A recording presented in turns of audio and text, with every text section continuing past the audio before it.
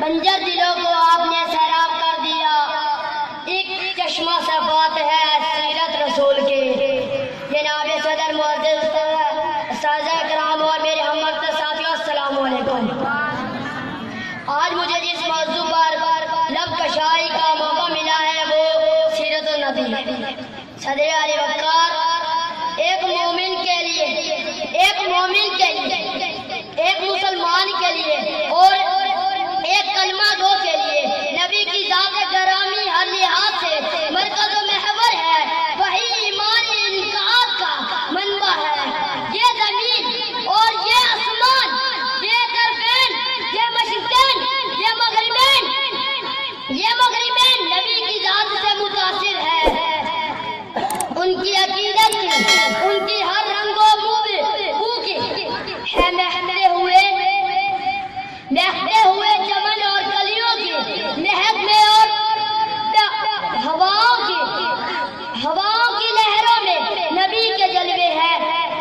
حضور کی شان ہماری پہچان کی حد سے بھی بالا تر ہے۔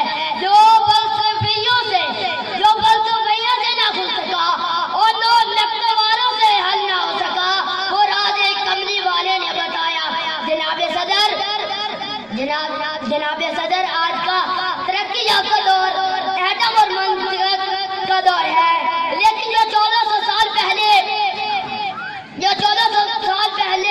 جب آج کا سپارہ نہ تھا، آج کا طیارہ، ریڈیو اور موبائل فون کا تصور بھی نہ تھا، اس کے وقت عبداللہ کا یتیم، آمنہ کا دل لگتے جگر، مکہ کا عزم و گوش جو حلیمہ کا